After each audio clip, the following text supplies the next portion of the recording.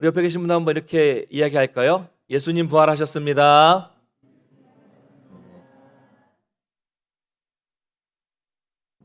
오랜만에 뵙는 분들도 있죠. 네. 그 뒤에 이 잠옷실에 아이들이 많으니까 좋네요. 3층에도 있고요, 많이 계시고요.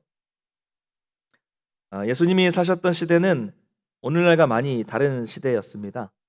2000년이라는 시간 차이가 있기 때문에 당연한 일이겠죠. 그래서 우리는 성경을 볼 때 지금 우리가 가지고 있는 생각, 우리가 가지고 있는 가치관을 가지고 우리 기준으로 이해하면 안 됩니다. 그래서 그 당시의 정황으로 돌아가서 그 안으로 들어가서 그 시대를 이해해야 우리는 성경을 제대로 이해할 수가 있습니다. 그 중에서도 많은 차이가 있는 것 중에 하나가 또 뭐냐면 남자와 여자의 차이도 오늘날과 비교했을 때는 엄청나게 큰 차이를 보이고 있죠. 우리는 뭐 성경을 통해서 접해볼 수 있겠지만 출애굽할 때나 뭐 오병이어의 기적에서 사람들을 계수할 때나 보면 남자만 계수합니다. 거기에는 여자나 아이는 제외가 됩니다. 그만큼 그 시대가 극단적인 남성 위주의 사회였다라는 것을 보여주는 그런 부분이라고 할 수가 있는 거예요.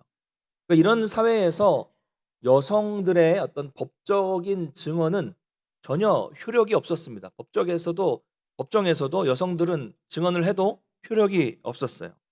근데 중요한 것은 예수님을 따라다녔던 제자들 중에는 여성 제자들이 꽤 많이 등장하고 있다는 점입니다. 물론 12제자처럼 그렇게 공식적으로 베드로, 야고보, 안드레, 요한 뭐 이런 식으로 이름이 다 그렇게 되어 있지는 않지만 우리는 이것을 좀 그 당시의 시대 상황에서 좀 이해할 필요가 있습니다. 오늘 본문에도 이 여자 제자들이 여러 명 나온다는 것은 성경에 여성 제자들을 이렇게 많이 언급하고 있다는 것은 당시로서는 아주 파격적인 이야기이고요. 또한 예수님의 부활을 가장 먼저 확인한 사람이 남성들 12제자가 아니라 여성들이었다는 점도 이걸 이렇게 기록해 놓은 것도 이것도 정말 놀라운 일입니다. 그런데 예수님의 이야기에는 정말 여성들의 이야기가 많이 나와요. 뭐 향유옥합을 깨뜨려서 예수님의 장례를 준비했던 마리아의 이야기가 나오기도 하고요. 또 십자가에 달리셨을 때도 이 12제자들은 다 도망갔는데 끝까지 그 자리에 가까이 남아 있었던 여성들의 이야기도 나오고 있고요. 또 오늘 예수님이 죽으신 이후에도 돌아가신 이후에도 또 그 시신에 향품을 바르기 위해서 다시 무덤을 찾은 여인들의 이야기도 등장을 합니다. 어떻게 보면 예수님이 가장 어려웠던 시기에 가장 힘들었던 시기에도 예수님의 가장 가까운 곳에 있었던 사람들이 바로 이 여성 제자들이었다라는 것을 우리는 보게 됩니다. 그런 예수님은 이런 여인들이 부활의 첫 증인이 되는 영광을 허락해 주셨어요. 그런데 한번 생각해 보시길 바랍니다. 당시에 예수님 무덤이 비어 있고 예수님이 부활하셨다라는 이 사실을 많은 사람들에게 오해 없이 그 사람들이 믿도록 하려면 여러분 남자 증인이 유리했을까요? 여자 증인이 유리했을까요? 당연히 그 당시 시대 상황에서는 남자를 증인으로 내세우는 것이 훨씬 더 유리했습니다. 성경에도 여성들이 있었다고 하더라도 남자를 먼저 끼워놓고 그렇게 만약 기록했다면 더 유리했을 거예요. 그럼 마태복음을 보면 그 당시에 대제사장들과 또 바리새인들은 제자들이 예수님의 시신을 훔쳐갈지도 모른다는 생각을 하고 있었어요. 그렇기 때문에 경비병을 세워서 무덤을 굳게 지키고 또 돌로 그 입구를 굳게 막았다라는 기록이 마태복음에 나와 있습니다. 이미 이 예수님의 대적자들은 이런 의심을 예수님은 늘 3일 만에 부활한다라는 말씀을 하셨기 때문에 이미 그들은 이런 의심을 가지고 있었습니다. 그래서 여성이 부활을 먼저 목격했다? 이건 당시에 이 부활을 어떤 증거하기에는 별로 큰 도움이 안 되는 그런 내용인데 그런 내용이 맨 앞에 나와 있다는 거예요. 당시에는 두 사람의 증언만 있으면 이 두 사람의 증언은 법정에서 효력을 발휘했습니다. 두 사람만 있어도. 그런데 여성은 제외돼요. 안 됩니다. 법정에서 효력이 없어요. 게다가 또 뭐가 문제냐면 복음서 어디를 봐도 마태, 마가, 누가, 요한 이 복음서 어디를 봐도 예수님이 부활하신 그 순간에 예수님이 시신으로 있다가 탁 일어난 그 순간에 봤다는 기록은 하나도 없어요. 다 본 건 그냥 무덤이 비었다. 빈 무덤을 보았을 뿐입니다. 그러니 이 비화를 부정하고 믿지 않으려는 사람들에게는 더 신빙성이 없는 이야기로 들려질 수밖에 없는 것입니다.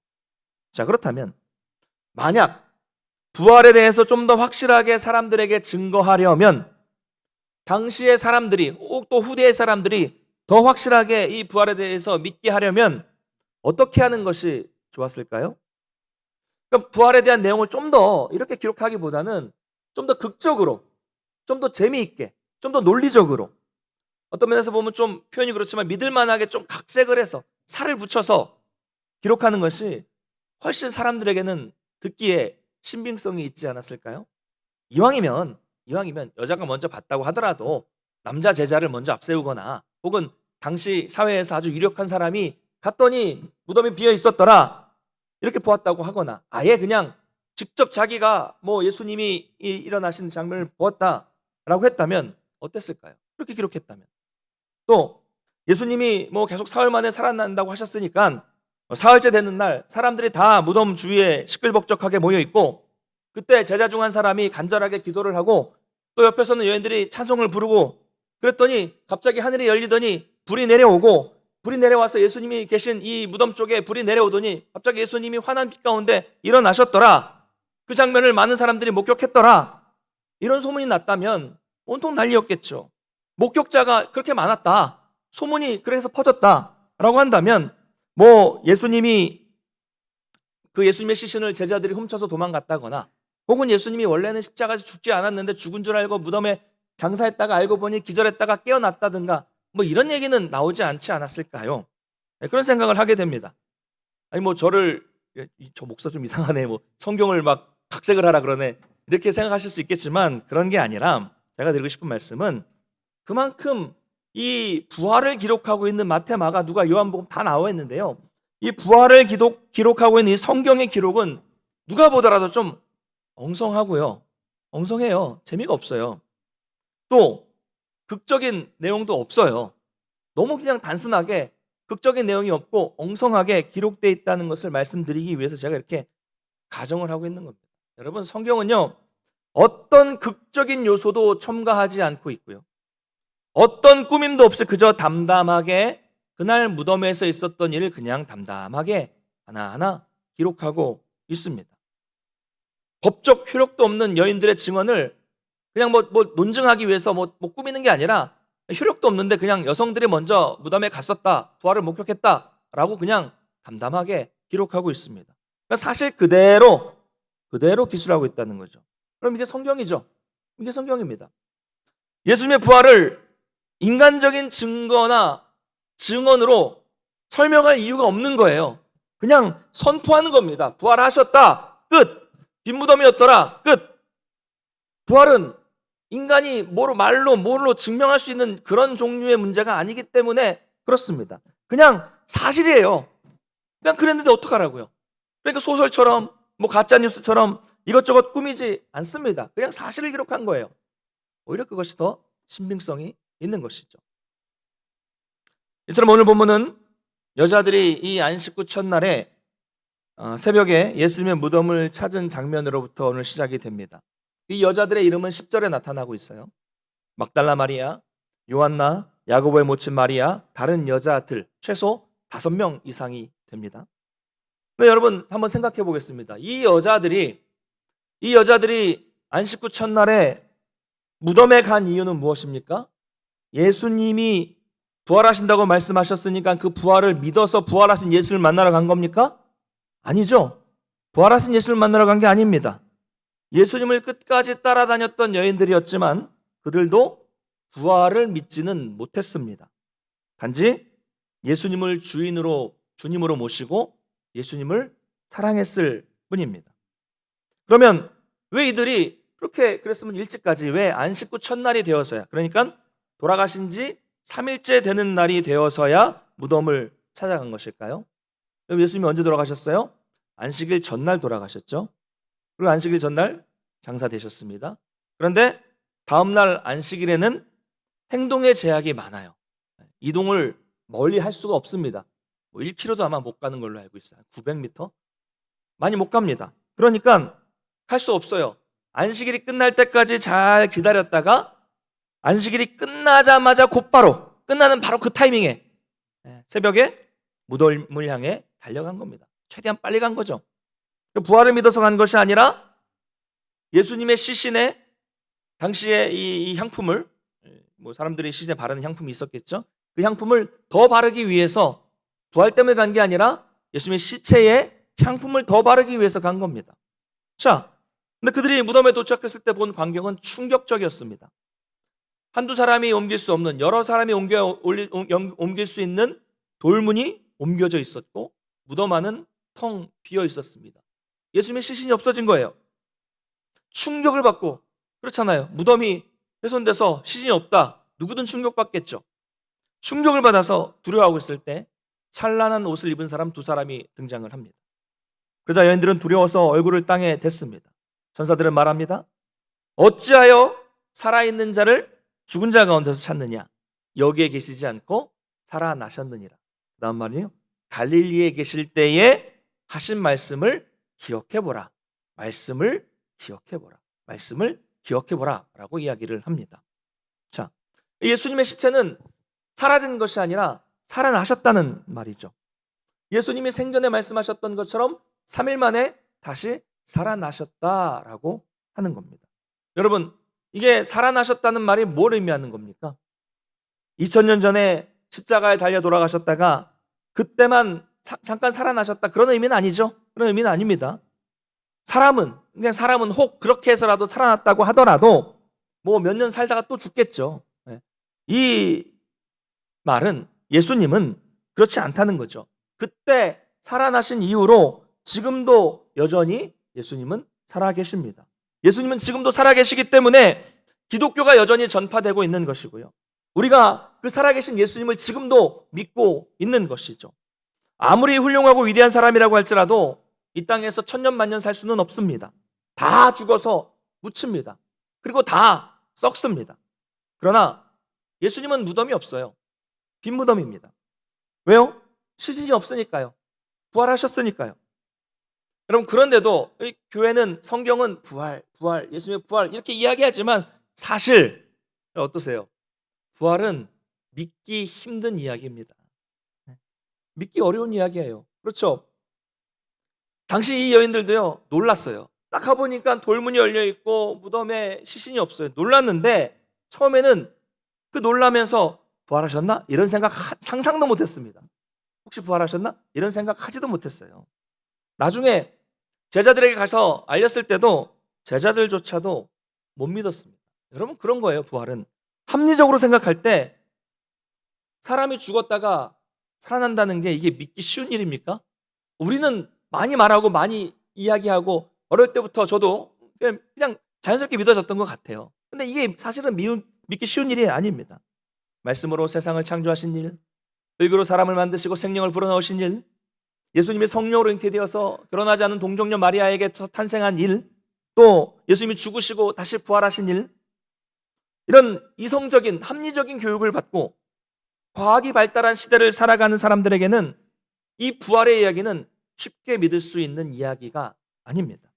여러분, 제가 많이 듣는 얘기는 뭐냐면, 뭐 어떤 분들은 체면 때문에 말씀 안 하시는 분도 계시지만 어떤 성도님들 이렇게 말씀하시는 분들도 있어요. 솔직히 말씀을 읽고 기도하면 성경의 여러 가지 이야기들 중에 믿어지는 것도 있지만 또 안 믿어지고 의심이 생기는 경우도 있다라고 말씀들을 하세요. 솔직한 이야기잖아요. 당연한 겁니다. 당연해요. 성도님 당연합니다. 집사님 당연합니다. 이렇게 얘기해요. 여러분, 이거 너무 당연한 거예요. 여러분, 여기 계신 분 중에 그런 분도 계시겠지만 안 믿어지는데 체면 때문에 내가 교회 몇 년 다녔는데 그래도 믿어진다고 해야지라고 말씀하지 마십시오. 괜찮습니다. 솔직하시면 돼요. 믿어지는 건 믿음으로 받아들이시고 안 믿어지면 안 믿을 수 있어요. 당연한 거죠. 그러나 대신 여러분, 기도하십시오. 기도하실 때 뭐라고 기도하시냐면, 성령님께서 내 속에 오셔서 성경에 있는 내용들 하나하나를 다, 성경 전체를 다, 그리고 부활을 그대로 믿을 수 있는 믿음을 달라고 여러분 늘 기도하십시오. 왜요? 이 믿음의 문제는 우리의 논리와 우리 합리성과 우리 이성을 넘어서는 문제이기 때문에 그렇습니다. 여러분, 이 믿는 건 내가 믿는다 해서 되는 게 아니에요.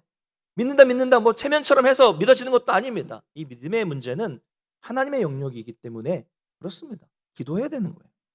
그래서 우리가 꾸준히 우리의 연약함을 인정하고 간절하게 믿음을 달라고 기도할 때 성령님께서 저와 여러분의 마음을 감화시켜 주시면 언젠가는, 어느 순간에는 그동안 믿지 못했던 일들이 그냥 묻지도 않고 따지지도 않고 믿어지게 되는 거예요. 그런 날이 오게 됩니다.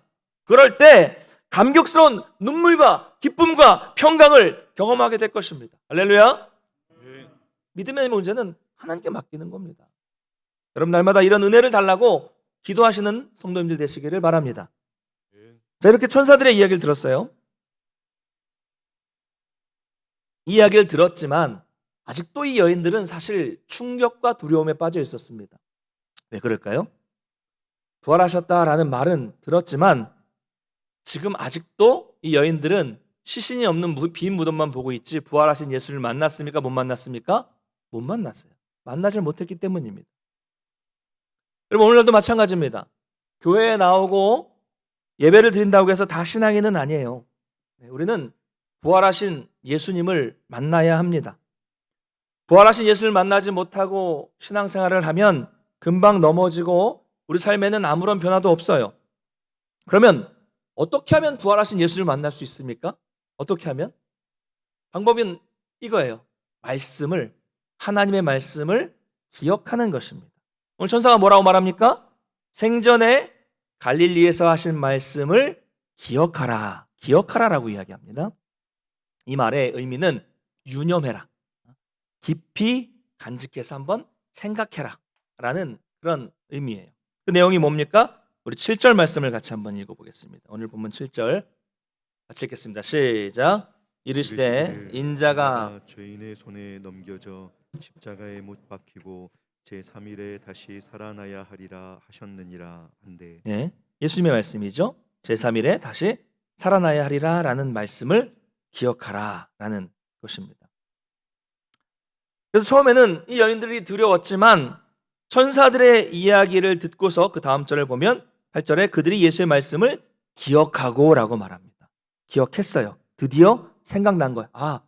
그렇게 많이 말씀하셨는데 까맣게 잊고 있었는데 천사가 이 말을 하니까 예수님 그렇게 말씀하셨지, 진짜로 그렇게 했지 라고 기억을 했고, 그래서 깊이 생각하면서 깨닫게 된 겁니다. 이제 깨달음이 온 거예요. 말씀을 기억하니까 깨닫게 된 거예요. 그 다음에 뭡니까?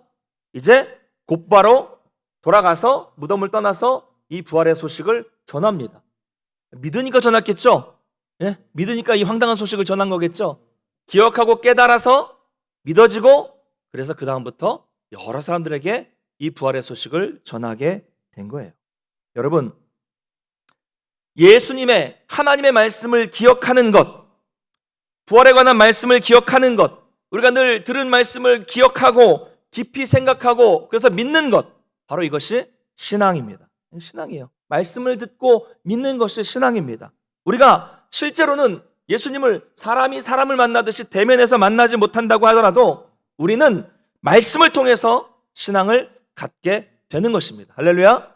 성경은 늘 말씀 이야기하고 있어요. 성경은 살아있는 하나님의 말씀이고 그 말씀을 기억하고 그 말씀을 듣고 늘 묵상하고 믿게 된다면 부활 생명이 우리 가운데 있게 된다는 것을 믿으시기 바랍니다. 여러분, 우리가 얼마나 많은 말씀을 듣습니까? 얼마나 많은 말씀들이 우리 가운데 쏟아져 내리고 있습니까? 얼마나 많이 듣고 있어요. 그런데 그것을 잘 기억해서 잘 생각하고 깨달아서 믿는 사람이 있는가 하면 기억하지 못해서 믿지 못하는 사람이 있습니다. 말씀을 기억하고 믿으면 부활 생명이 저와 여러분에게 임하게 됩니다. 그래서 부활 생명이 임하게 되면 우리는 영생을 가진 사람이 되는 것입니다. 이미 여러분들은 영생을 가진 분들임을 믿으시기 바랍니다. 그러니 우리는 영혼을 바라보고 사는 사람들이니 기껏 이 땅에서 100년 사는 사람들과 이 영혼을 사는 사람은 차이가 날 수밖에 없는 거죠. 어떻게 같습니까? 완전히 다르죠. 이런 여유, 이런 믿음을 가지고 살아가는 우리 성도님들 되시길 바랍니다. 우리 옆에 계신 분들 한번 이렇게 인사할까요? 제 아들이 요즘에 자기 전에 엄마 아빠한테 하는 인사인데 영원히 사랑해 이렇게 얘기하는데요. 한번 옆에 계신 분들 한번 인사하겠습니다. 영원히 사랑합시다. 영원히 사랑합시다. 예. 여러분, 지금 옆에 계신 분들은요, 미우나 조우나 영원히 볼 사람들입니다. 그렇죠? 아니에요? 아닌 분들도 계실 것 같은데. 예, 그러니까 잘하세요. 서로 잘하시기 바랍니다. 잘 보이시고요. 우리는 영원히 살아갈 사람들이에요. 영원히 볼 사람들입니다. 자, 그래서 이 여인들이 두려워했지만, 아직 예수를 만나지 못했지만 그 예수의 말씀을 기억하니까 믿음이 생겼고, 그 믿음을 가지고 무덤에서 돌아와서 제자들과 모든 사람들에게 전하기 시작합니다. 그래서 이렇게 돼서 부활의 첫 증인들로부터 증거들로부터 시작된 이 부활의 소식은 점점 퍼져나가게 됐고요. 그리고 우리 아까 교동문에서 잠깐 했지만 500의 형제에게 일시에 보이셨다라고 말씀하신 것처럼 예수님은 제자들과 많은 사람들에게 부활하신 자신의 모습을 보여주셨습니다. 첫 증인들로부터 시작한 수많은 부활의 증인들이 많이 생기게 되었다는 이야기입니다. 사랑하는 성도 여러분, 우리 예수님은 부활하셨습니다. 할렐루야.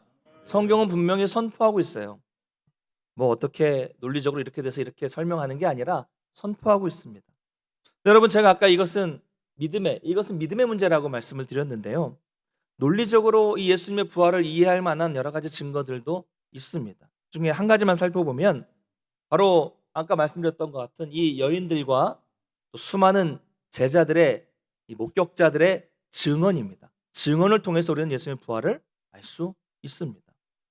세상 사람들은 이 증언도 말도 안 되는 헛소리다라고 치부해 버리겠지만 여러분 한번 생각해 보십시오. 예수님의 부활을 증거한 제자들은 거의 모두 다 순교했습니다. 다 죽었어요. 왜요? 예수님은 부활하지 않으셨다. 예수님은 살아나지 않으셨다라는 한마디만 하면 살 수 있었습니다. 그런데도 차마 거짓말을 하지 못했기 때문에 옥에 갇히고 고문을 당하고 목숨까지 잃게 되었습니다. 여러분 한번 생각해 보겠습니다.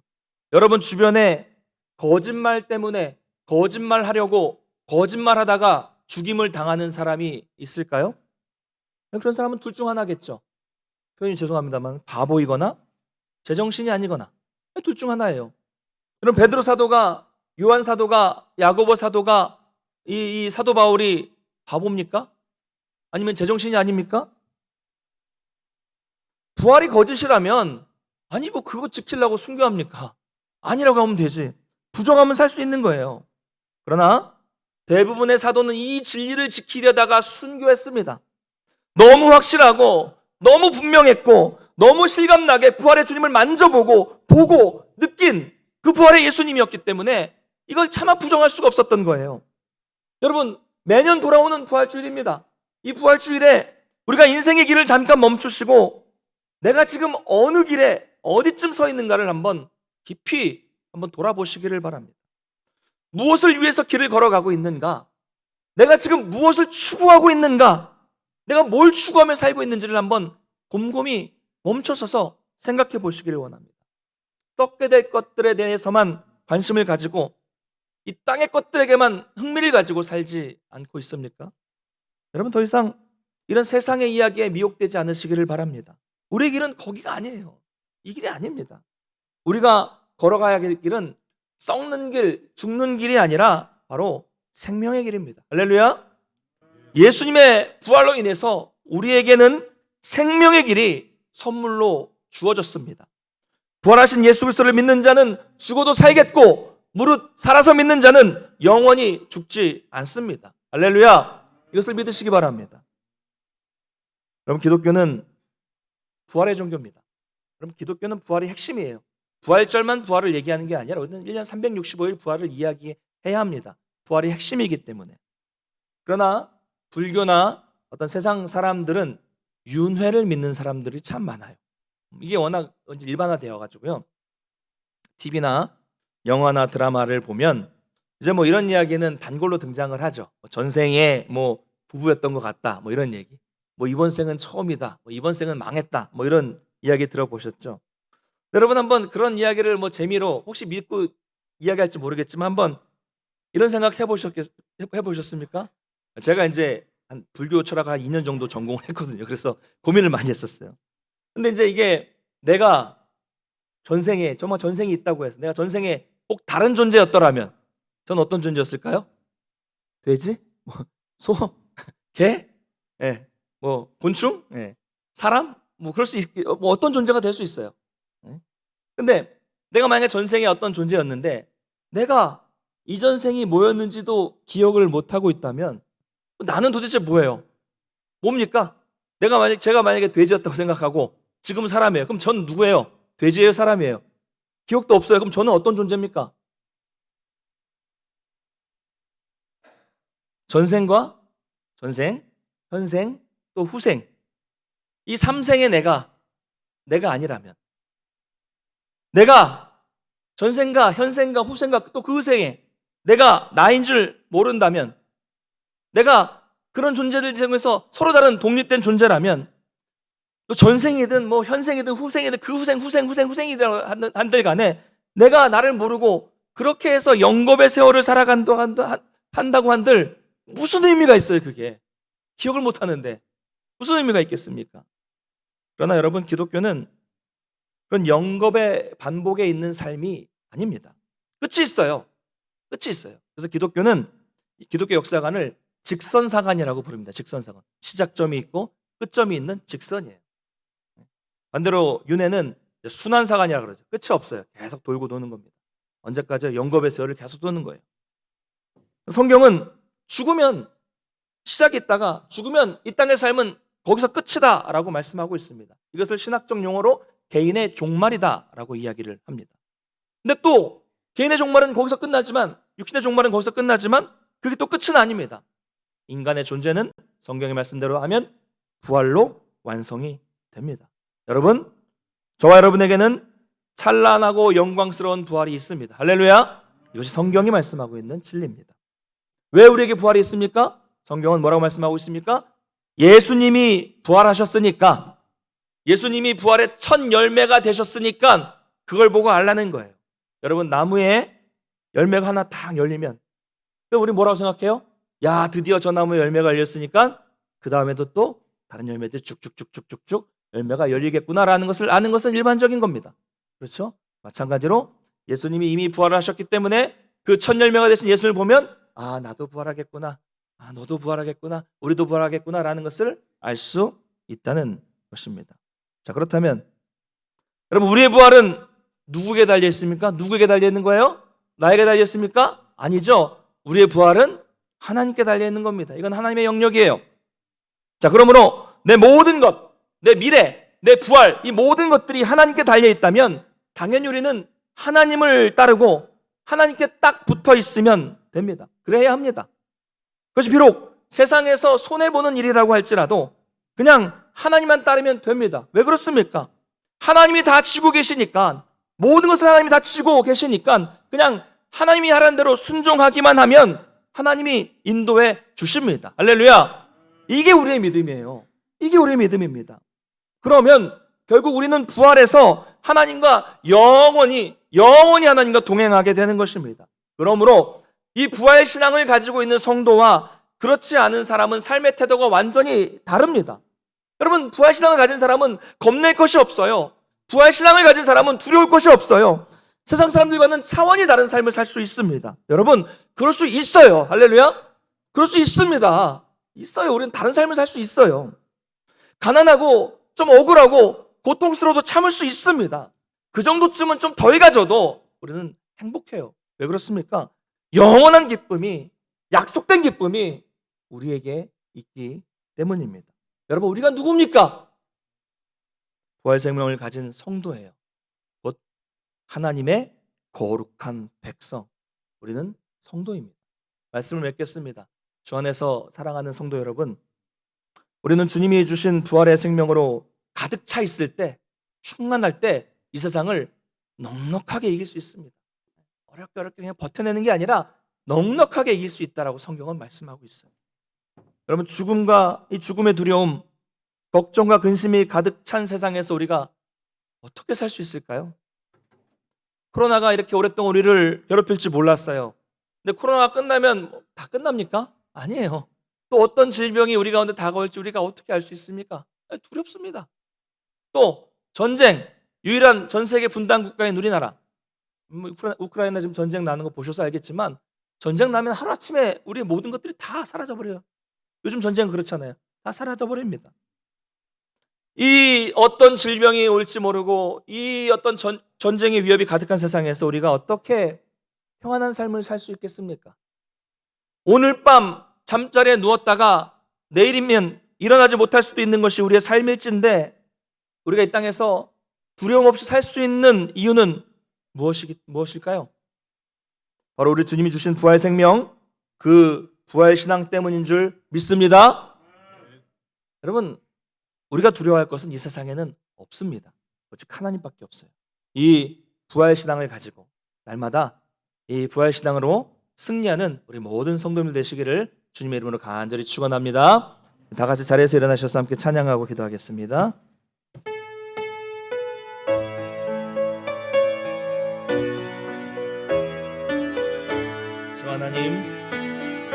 주 하나님 독생자 예수 날 위하여 오시었네.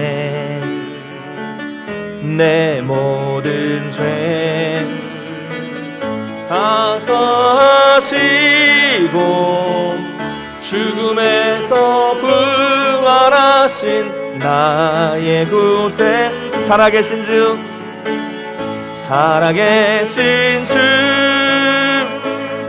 나의 참된 소망, 걱정 근심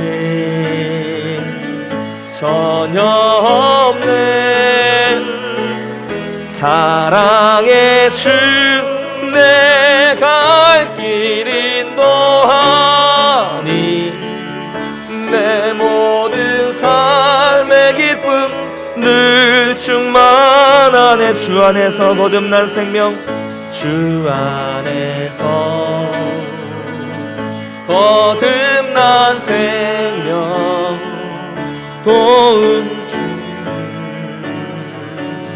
주의 사랑 참 기쁨과 확신 가지고 예수님의 도우심을 그 언젠가 주 뵐 때까지, 그 언젠가 주 뵐 때까지 주를 위해 싸우리라. 승리의 길 멀고 매도 주님께서 나의 앞길 지켜주시. 살아계신 주, 살아계신 주 나의 참된 소망, 걱정 근심 전혀 없네. 사랑의 주 내 갈 길 인도하니 내 모든 삶의 기쁨 늘 충만. 다시 한번 고백합니다. 살아계신 주, 살아계신 주 나의 참된 소망, 걱정 근심 전혀 없네. 사랑의 주 내 갈 길 인도하니 내 모든 삶의 기쁨 늘 충만하리. 사랑하는 성도 여러분, 이제 함께 기도하길 원합니다. 우리도 오늘 말씀처럼 하나님의 말씀을 잊지 않고 늘 우리가 기억할 수 있도록 도와주시고, 깊이 그 말씀을 생각해서 날마다 주님을 만나고 더욱 굳건한 믿음으로 살아갈 수 있도록 인도해달라고 기도하겠습니다. 또 우리 중에는 아직 믿음이 부족한 분들도 계실 겁니다. 그러나 늘 기도하길 원합니다. 주님, 내가 아직 연약하지만 믿을 수 있는 믿음도 허락해 주시고 나를 인도해 주시고 은혜를 베풀어 달라고 기도하기를 원합니다. 특별히 우리는 부활 신앙을 가진 사람들입니다. 이 땅에서 좀 이 세상에 좀 욕심을 버리고, 욕심이 생기게 자꾸 싸우잖아요. 문제가 생기잖아요.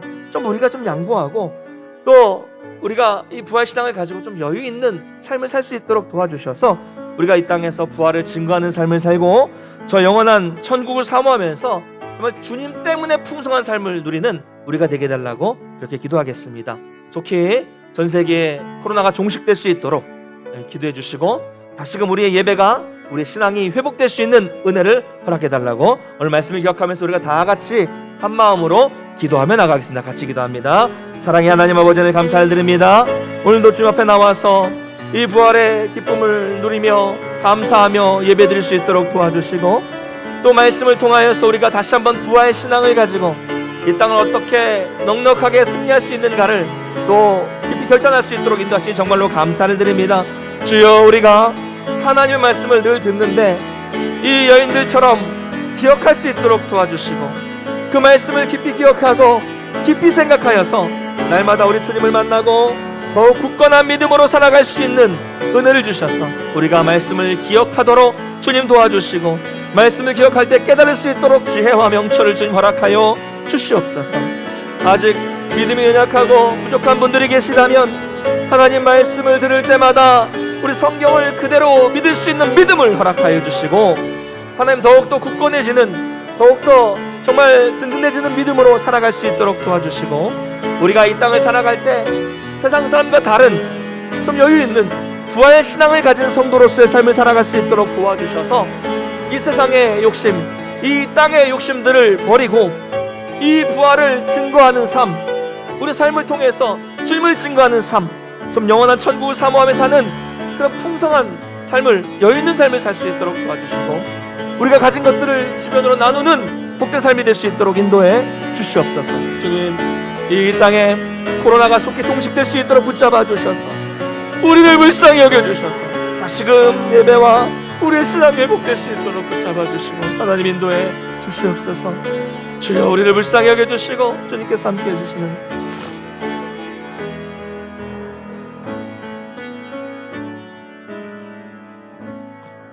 참 좋으신 하나님 아버지, 은혜와 사랑에 감사를 드립니다. 이 부활절에 우리가 함께 모여 예배드리고 감사하며 찬양하며 기도할 수 있도록 인도하시니 감사를 드립니다. 다시금 우리가 부활신앙을 가진 사람으로서 이 땅을 어떻게 살아가야 할까를 고민하며 결단할 수 있도록 인도하시니 감사를 드립니다. 주님, 우리가 그 많은 말씀을 들을 때 잊어버리지 않도록 도와주시고, 그 말씀을 기억하고 늘 유념하여서 깊이 생각하여서 믿음을 갖게 해주시고, 그래서 말씀 안에서 날마다 우리 주님을 만나는 그런 삶, 굳건한 믿음을 가진 삶을 살아갈 수 있도록 인도해 주시옵소서. 아직 믿음이 약한 분들에게는 믿을 수 있는 믿음을 허락하여 주시고, 기도하며 겸손하게 말씀을 대할 수 있도록 인도하여 주셔서 더욱더 성숙한 믿음을 가질 수 있도록 주님 은혜를 내려 주시옵소서. 우리가 이 땅을 살아가면서 세상 사람들과 똑같은 삶을 살지 않도록 도와주시고, 부활 신앙을 가지고 있는 성도로서 더욱 여유 있고 욕심을 버리고 넉넉한 삶을 살 수 있도록 도와주셔서 주님의 은혜로 말미암아 풍성한 삶을 살 수 있도록 도와주셔서 우리가 많은 것들을 세상에 흘려보내고 세상에 나누며 살 수 있는 은혜를 우리 가운데 허락하여 주시옵소서.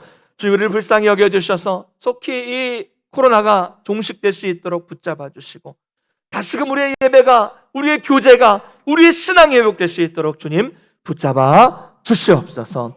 병상에 누워 계신 분들이 많이 계십니다. 이제 수술을 앞두고 계신 분도 계시고, 또 오랫동안 재활 중에 계신 분도 계시고, 특별히 집사님 또 이제 마지막 힘들고 어려운 사망의 그 음침한 골짜기를 지나고 계시는데 하나님 불쌍히 여겨주셔서 그 마음과 신앙을 끝까지 지켜주셔서 천국을 사모할 수 있도록 힘을 낼 수 있도록 주님께서 함께 하시고 인도해 주시옵소서. 이제 돌아갑니다.